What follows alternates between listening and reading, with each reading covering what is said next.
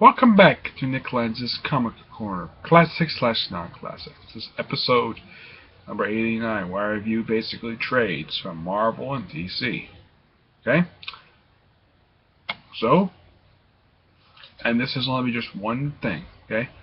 In this episode, I'm reviewing Iron Man Volume 1, Believe, written by Kieron Gillen and artwork by Greg Land.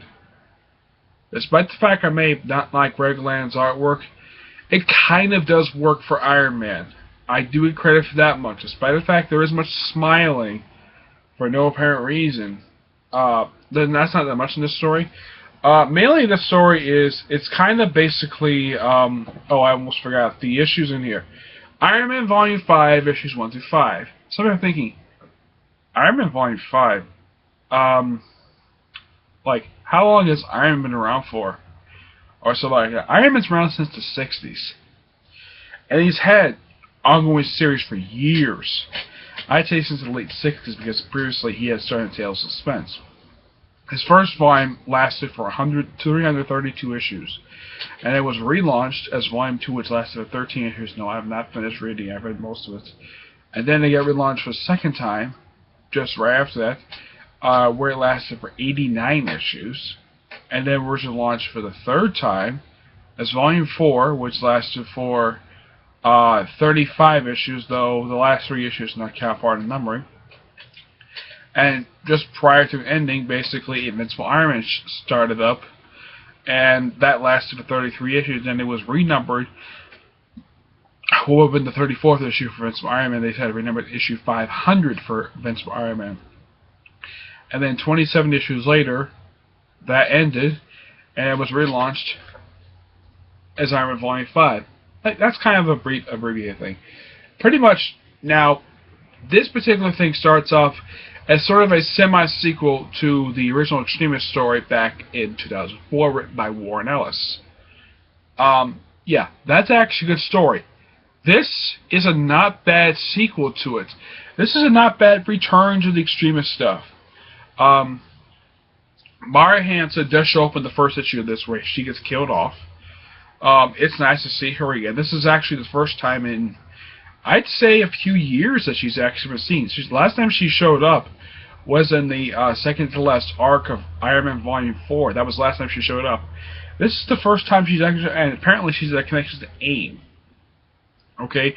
And I think the reason why they did this story is because the Iron movie came out the following. This came out in 2012. And my guess is for the movie come out in 2013, it's probably the reason why they brought back Extremists. And they probably have Mara Hansen's connection to AIM. Now, basically, he goes around finding 4 people. I don't think he finds all 4 people. I don't think he does. But, and plus, he goes through several different armors in the thing. I mean, the first armor, which I see in the cover, that's actually the first about 3 different armors he wears in the book. Yeah, that's the first armor. The next armor does not show up until he doesn't got AIM. I do credit for that much.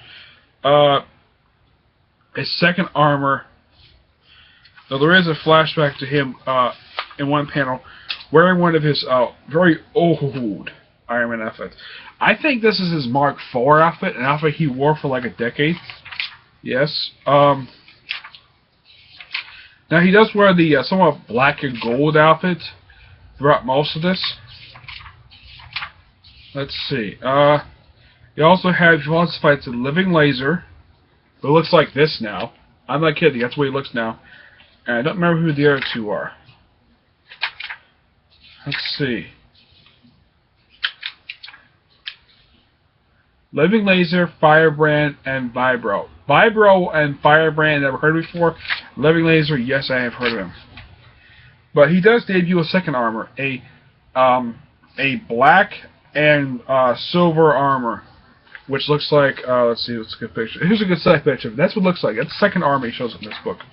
He's like very armor heavy. Then in issue 4, he debuts another armor, a new Hulkbuster armor, which is basically the same color scheme as the first armor he wears in the book, but it's the third armor he introduces.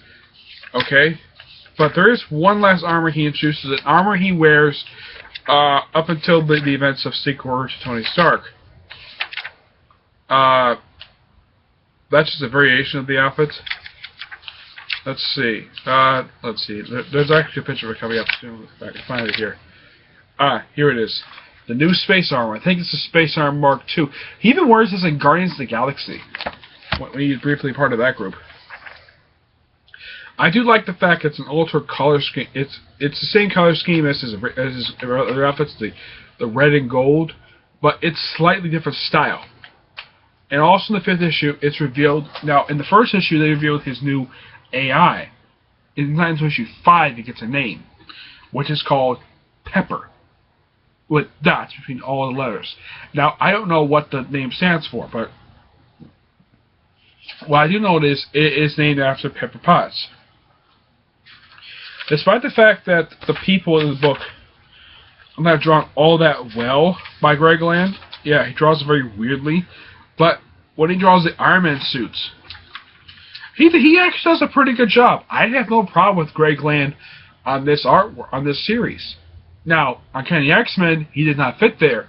Here he does, because I think his art style really does work for Iron Man. Despite the fact I like other artists for Iron Man, Greg Land actually is one of those artists whose artwork does work for Iron Man. Since this is a good story, he does face some new characters. The Living Laser is the only new one I recognize all the thing because I've heard him before. But it looks weird. He goes basically on the country now. I would have thought he would have done, because this would continue somewhat in the next arc. But he just goes, he just has an arc that pretty much for issue 6 through 17, it takes place before. This takes place right after it comes back in Guardians of the Galaxy. So you're probably thinking, Guardians of the Galaxy is just about to start up, and this takes place after that? Yeah, that makes no sense. He was only part of the series for the first 7 issues that he left. He did leave his own title during the events of Secret War of Tony Stark. But issue 17 takes place right, issue 18 takes place right after this arc. Now, Kieran Gillen dragged down the series with Secret War of Tony Stark, but I did like his start for the series. But when it came to that final issue of Secret War of Tony Stark, the series was another dream. But despite that, this is really good. Despite the fact the story is less than 2 years old, I give credit for Kieran Gillen for a very good story. An interesting story through and through. I give the story an 8.5 out of 10. Despite the fact it's Greg Land, I give him back an extra point because he does much better artwork than Kenny X-Men. Alright, that's it. Stay tuned for next episode, which is episode 90, and I'll do something really new on here for typographic analysis. Okay? See you there. Bye.